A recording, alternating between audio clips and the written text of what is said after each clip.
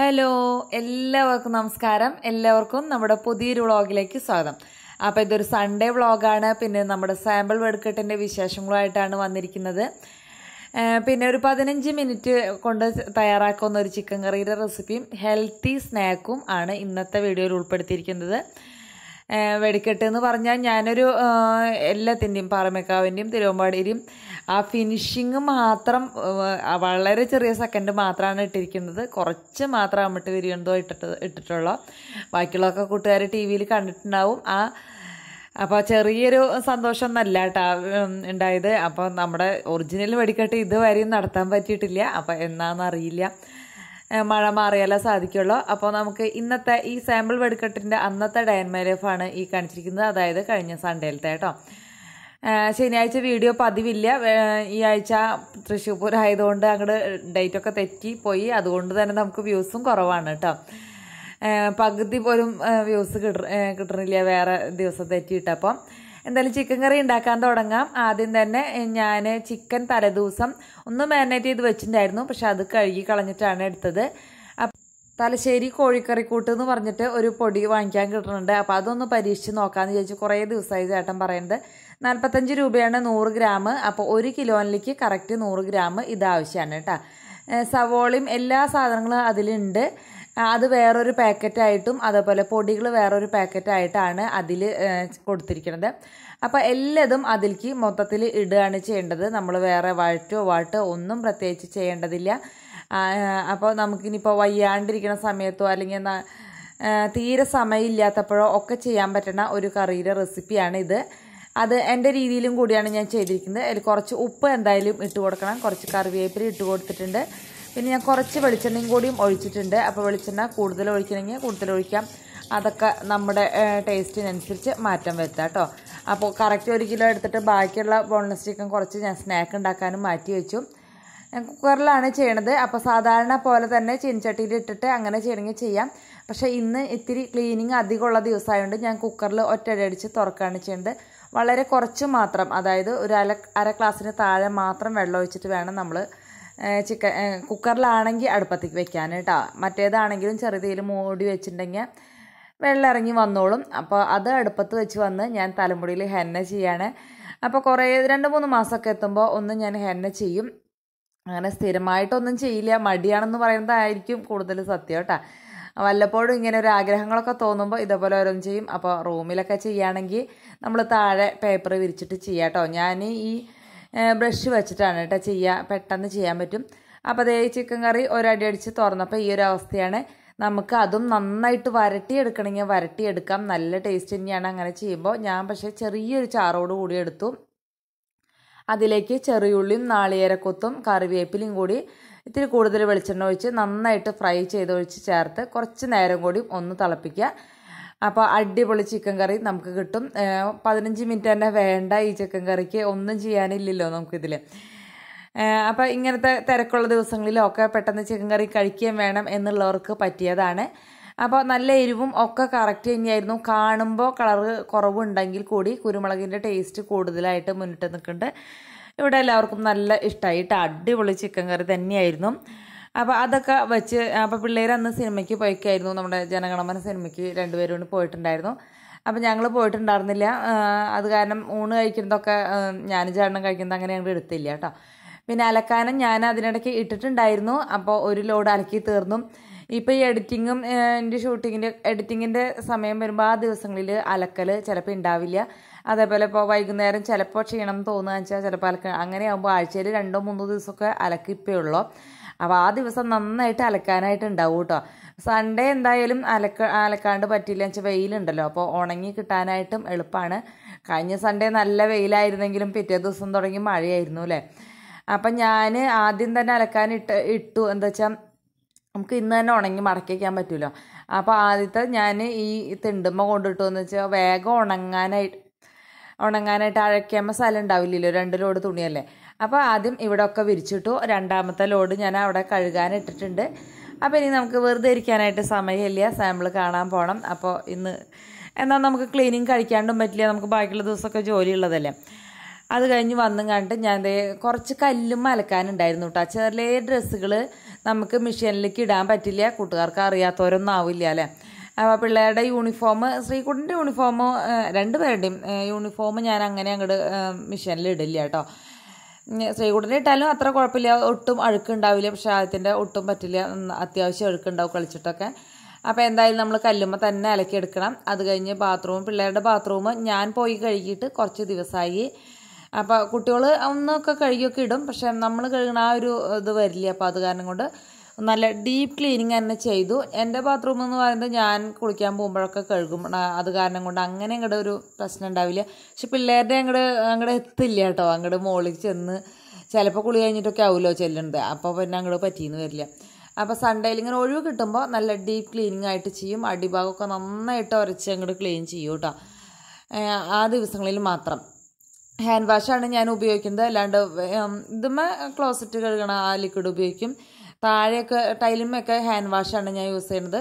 നന്നായിട്ട് തന്നെ ക്ലീൻ ആവും കേട്ടോ. പിന്നെ വെള്ളത്തിൻ്റെ കളർ കുറവുകൊണ്ട് ചിലപ്പോൾ ഒരു ചെറിയ വ്യത്യാസമൊക്കെ ഇവിടുത്തെ ബാത്റൂമിൽ ഉണ്ടാവും. അപ്പോൾ കൂട്ടുകാർക്ക് അതൊന്നും ഉണ്ടാവില്ല, ഹാൻഡ് വാഷ് ഉപയോഗിച്ചാൽ മതി കേട്ടോ. നല്ല ക്ലീൻ ആയിട്ട് കിട്ടും നമ്മുടെ ബാത്റൂം. ടൈലിന് അത്ര വലിയൊരു കേടുമില്ല ഹാൻഡ് വാഷ് ആകുമ്പോൾ. മറ്റുള്ള ലിക്വിഡുകളൊക്കെ ആകുമ്പോൾ ഞങ്ങളുടെ ടൈല് ചിലപ്പോൾ മങ്ങിയെന്ന് വരും. അത് കഴിഞ്ഞ് അടിച്ചു വാരി തുടയ്ക്കാനുള്ള പരിപാടിയാണ്. അപ്പോൾ മുകളിൽ എന്തായാലും ഒന്ന് അലക്കലും ഇതൊക്കെ തന്നെയല്ലേ. അപ്പോൾ അതോടുകൂടി അലക്കി തുണി വിരിച്ചിടുന്നതോടുകൂടി തന്നെ അവിടുത്തെ അടിക്കലും തുടയ്ക്കലും ബാത്റൂമും ക്ലീനിങ്ങും എല്ലാതും ഒരുമിച്ച് അങ്ങോട്ട് കഴിക്കാമെന്ന് ഞാൻ വിചാരിച്ചു കേട്ടോ. അത്രയ്ക്ക് അങ്ങോട്ട് വൃത്തികേടൊന്നുമില്ല, പക്ഷേ പിള്ളേർ എന്നും അവിടെയൊക്കെ അടിക്കും കേട്ടോ. എന്തായാലും അവർ ദിവസം റൂമൊക്കെ അടിക്കുന്നുണ്ട്. അവിടെ ഞാനൊരു ചൂലും അടിച്ചു വാരിയും ഒക്കെ വെച്ചിട്ടാണ് ദിവസം പോരുക. അപ്പോൾ പിന്നെ അവർക്ക് തോന്നുമ്പോൾ ഒന്ന് അടിച്ചു വാരി വൃത്തിയാക്കി ഇടും. എന്നാലും നമ്മുടെ കയ്യും കൂടി എത്തണ്ടേ. പിന്നെ ജനാലയൊന്നും അത് ചിലപ്പോൾ ക്ലീൻ ആക്കില്ല. അപ്പോൾ അത് നമ്മൾ അടിച്ചു വാരുമ്പോൾ തന്നെ നന്നായിട്ട് ചൂലിട്ട് ഒന്ന് തട്ടി കൊടുത്താൽ മതി, ആ പൊടിയൊക്കെ പോയിക്കോളും. അപ്പോൾ അതിന് വലിയൊരു സെപ്പറേറ്റ് വേറൊരു ജോലിയായിട്ട് നമ്മൾ കാണേണ്ട ആവശ്യമൊന്നുമില്ല കേട്ടോ. അപ്പോൾ അങ്ങനെ ഞാൻ വിചാരിച്ചു മുഖത്തൊന്ന് തൈരും അരിപ്പൊടിയും കൂടി ഞാൻ ഇടാറുണ്ട് ഫേഷ്യൽ ചെയ്യണ പോലെ. അപ്പോൾ കുറേ ദിവസമായിട്ട് മുഖമൊന്നും ഒരു സുഖമില്ല. അപ്പോൾ എനിക്ക് അങ്ങനെ ഇടയ്ക്ക് തോന്നുമ്പോൾ ഞാൻ ചെയ്യും. അങ്ങനെ കറക്റ്റായിട്ടൊന്നും ചെയ്യണ ഒരാളൊന്നും അല്ല ഞാൻ. നമ്മുടെ കാര്യങ്ങളും ഇടയ്ക്ക് ശ്രദ്ധിക്കണില്ല, അല്ലെങ്കിൽ നമുക്ക് വേണ്ടി സമയം ചിലവാക്കണില്ല എന്ന് എനിക്ക് ഇടയ്ക്കൊക്കെ ഒരു തോന്നൽ വരും കേട്ടോ. അപ്പം ഞാൻ ചെയ്യണ കാര്യങ്ങൾ മാത്രമാണ് ഇതൊക്കെ. അല്ലാണ്ട് സൗന്ദര്യം വയ്ക്കാനോ അങ്ങനെയൊന്നും ഉദ്ദേശിച്ചിട്ടൊന്നുമല്ല. എനിക്ക് തോന്നുന്നു എനിക്ക് വേണ്ടി എന്തെങ്കിലും ചെയ്യണമെന്ന്. അപ്പോൾ ചെറിയ എന്തെങ്കിലുമൊക്കെ ചെയ്യും, അത്രയേ ഉള്ളൂ കേട്ടോ. പക്ഷെ നല്ല എഫക്റ്റാണ് കേട്ടോ. തൈരും അരിപ്പൊടിയും കൂടി മുഖത്തിട്ടുണ്ടെങ്കിൽ മുഖത്ത് ആ കരിവാളിപ്പൊക്കെ പോവും. അപ്പോൾ വല്ലാണ്ട് കരിവാളിച്ചൊക്കെ ഇരിക്കുമ്പോൾ ഒരു 2-3 ദിവസം അടുപ്പിച്ചിടുക. പക്ഷേ എന്നും അങ്ങനെ ഇടുന്നത് അത്ര നല്ലതല്ല എന്ന് എനിക്ക്. അത് എന്ത് കാര്യം ചെയ്യുമ്പോഴും അങ്ങനെയൊക്കെ തന്നെയാണ് കേട്ടോ. നെല്ലിക്ക ജ്യൂസിൻ്റെ കാര്യം ഞാൻ മുന്നത്തെ വീഡിയോയിൽ പറഞ്ഞിട്ടുണ്ടായിരുന്നു. ഞാൻ ഒരു വീഡിയോയിൽ കണ്ടിട്ട് അങ്ങനെ കുടിച്ചു നോക്കിയത്. 3-4 ദിവസം കുടിച്ചപ്പോൾ എനിക്ക് ഭയങ്കര ക്ഷീണം തോന്നിയിട്ട്. അപ്പം ഞാൻ വിചാരിച്ചു ഇത് കുടിച്ചിട്ടാണോ എന്താ. അപ്പം ഞാൻ ആ നെല്ലിക്ക ജ്യൂസിനെ പറ്റി ഇങ്ങനെ സെർച്ച് ചെയ്ത് നോക്കിയപ്പോഴാണ് സ്ഥിരമായിട്ട് നമ്മൾ കുടിക്കേണ്ട ആവശ്യമില്ല. നമുക്ക് വൈറ്റമിൻ സി അത്ര അധികം എനിക്ക് കൂടുതൽ പറയാനറിയില്ല, ശരീരത്തിന് അങ്ങോട്ട് ആവശ്യമില്ല. അപ്പോൾ അതൊക്കെ കൂട്ടുകാരൊന്ന് സെർച്ച് ചെയ്ത് നോക്കിയാൽ നല്ലതാണ് കേട്ടോ. അപ്പോൾ ദിവസം ഷുഗർ ഉള്ളവർക്കൊക്കെ നെല്ലിക്ക ജ്യൂസ് ദിവസം കഴിക്കണോണ്ട് വിരോധമില്ല. അല്ലെങ്കിൽ ചിലപ്പോൾ ഷുഗർ ലെവല് താന്ന് പോവും. നമുക്ക് ചിലപ്പോൾ തലചുറ്റി അങ്ങനെ ശരീരം തളരുന്ന പോലെയൊക്കെ തോന്നും കേട്ടോ. എനിക്ക് അങ്ങനെ ഒരു ഫീല് തോന്നി. അപ്പോഴാണ് ഞാൻ സെർച്ച് ചെയ്ത് നോക്കിയത്. പിന്നെ അപ്പോൾ എന്ത് സംഭവവും നമ്മൾ സ്ഥിരമായിട്ടൊന്നും ചെയ്യേണ്ട. ആഴ്ചയിൽ 1-2 ദിവസം നെല്ലിക്ക ജ്യൂസ് ആയാലും ഈ മുഖത്ത് ഇടലൊക്കെ ആയാലും ആഴ്ചയിൽ ഒരു ദിവസം അത്രേ പാടുള്ളൂ കേട്ടോ. എന്തും അധികമായാൽ നല്ലതല്ല, അത്രയുള്ള കാര്യം. അങ്ങനെ അടിച്ചുവാരലൊക്കെ അതിനിടയ്ക്ക് കഴിഞ്ഞ് മുഖത്ത് തൈരൊക്കെ ഇട്ട് നടന്നു. അപ്പോൾ മുഖത്ത് തൈരിട്ട് നടക്കുമ്പോൾ നമ്മൾ അധികം സംസാരിക്കരുത് കേട്ടോ. സംസാരിക്കാണ്ടിരിക്കുകയാണ് നല്ലത്. മുഖം വലിയും, അപ്പോൾ ചുളിവുകൾ കൂടുന്നാണ് പറയണത്. അതെന്ത് പാക്ക് മുഖത്ത് ഇടായാലും നമ്മൾ സംസാരിക്കാതിരിക്കുകയാണ് നല്ലത് കേട്ടോ. അപ്പോൾ ചേട്ടൻ്റെ വർക്കിംഗ് ഡ്രസ്സ് ഒരു മുണ്ട അവിടെ കിടക്കുന്നുണ്ടായിരുന്നു. അതൊന്ന് വേഗം കുത്തിരുമ്പോൾ അവിടെ ഇട്ടു. അത് നമ്മുടെ വാഷിംഗ് മെഷീനിൽ ഇടാറില്ല കേട്ടോ, ഭയങ്കര അഴുക്കല്ലേ. അപ്പം നമ്മുടെ വേപ്പിലുണ്ടല്ലോ കുറേ ദിവസമായിട്ട് അതിൻ്റെ മുകൾ ഭാഗം ഇങ്ങനെ ഉറുമ്പായിട്ട് ആകെ ഇതായിട്ടുണ്ടായിരുന്നു, വെട്ടിക്കളഞ്ഞിട്ടുണ്ട്. അപ്പോൾ അതൊക്കെ തളിർത്ത് വന്നിട്ടുണ്ട്. അപ്പോൾ ഞാൻ കുറച്ചും കൂടി കഞ്ഞികളൊക്കെ കൊണ്ടുവച്ചതാണ്. പിന്നെ മുഖത്ത് തൈരിട്ടിട്ട് മുഖം കഴുകുമ്പോൾ ഒന്ന് സ്ക്രബ് ചെയ്തിട്ട് ഇങ്ങനെ ഉരച്ചിട്ട് കേട്ടോ ഒന്ന് കഴുകിയെടുക്കുക. അതേ ചേട്ടൻ്റെ കരവിരുതാണ് നമ്മുടെ കിണർ പെയിൻ്റ് അടിച്ച് വെച്ചിട്ടുണ്ട്. അതുപോലെ ഇവിടെ ഓടൊക്കെ നിരത്തി നല്ല ഭംഗിയാക്കിയിട്ടുണ്ട്. ഹലോ, അപ്പോൾ ക്ലിയർ ശബ്ദം കേട്ടപ്പോൾ നോക്കിയതാണ് കേട്ടോ. അപ്പോൾ നമ്മൾ സാമ്പിളിന് പോവാണ്. അപ്പോൾ കഴിഞ്ഞ കൊല്ലമൊക്കെ നല്ല സുഖമായിട്ട് പോയായിരുന്നു. ഈ കൊല്ലം നമുക്ക് ഇവിടെ നിന്ന് പോകണം. എന്നാലും തൃശ്ശൂർ പൂരം വിടാൻ പറ്റില്ല അല്ലേ, 3 വർഷത്തിന് ശേഷം തന്നെ തൃശ്ശൂർ പൂരല്ലേ. അപ്പോൾ ഞങ്ങൾ ഈ കൊല്ലം അടിപൊളിയായിട്ട് ആഘോഷിക്കണമെന്നാണ് വിചാരിച്ചിരിക്കുന്നത്. അപ്പോൾ ഞങ്ങൾ സാമ്പിളിൽ പോയിട്ട്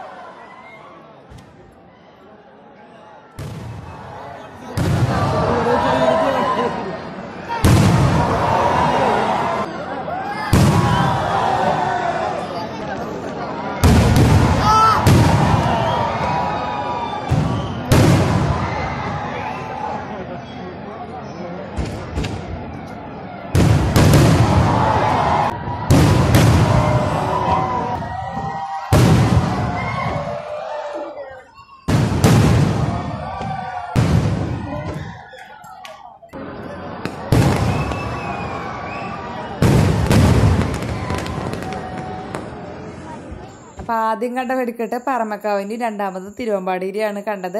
അപ്പോൾ രണ്ടിൻ്റെ ആ ഫിനിഷിങ് മാത്രമാണ് ഞാൻ കാണിച്ചിട്ടുള്ളത്. ഫുൾ ടൈമായ കൂട്ടുകാർക്ക് ബോറടിക്കില്ല. ഇത് തന്നെ ബോറടിച്ചിട്ടുണ്ടാവുമോ എന്ന് എനിക്കറിയില്ല.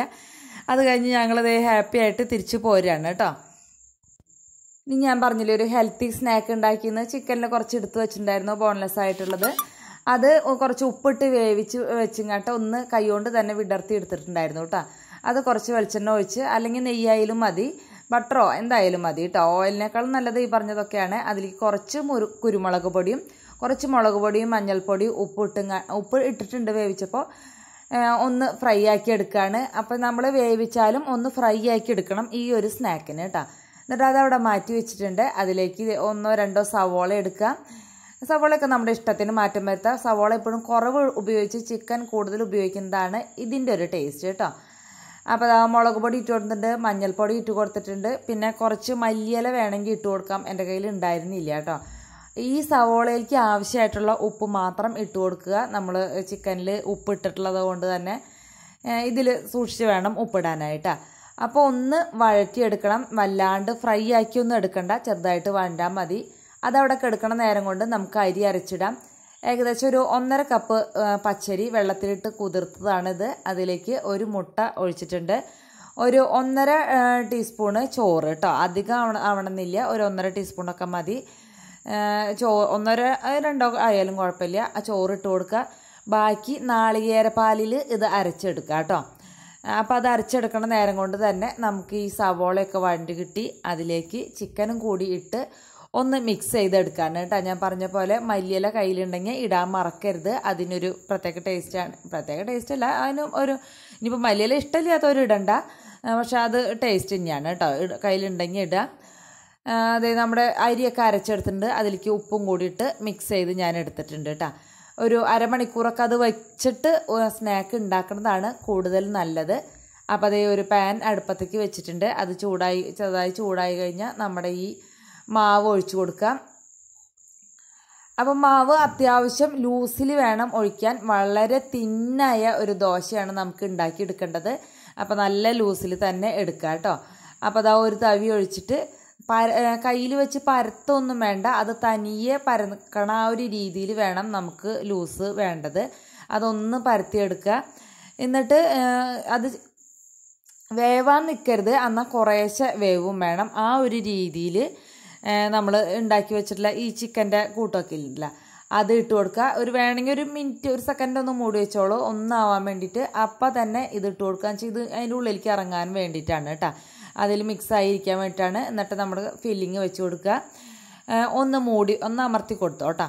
എന്നിട്ട് ഒന്ന് മൂടി വെച്ച് വേവിക്കുക. ഒരു 2-3 സെക്കൻഡിനുള്ളിൽ തന്നെ ഇത് വേവും. ഈ മസാലയൊക്കെ വെന്തിട്ടുള്ളത് തന്നെയാണല്ലോ. പിന്നെ ഈ ദോശയാണ് വേവേണ്ടതുള്ളൂ. അത് കനം കുറഞ്ഞ കാരണം കൊണ്ട് തന്നെ പെട്ടെന്ന് തന്നെ നമുക്ക് വെന്ത് കിട്ടും.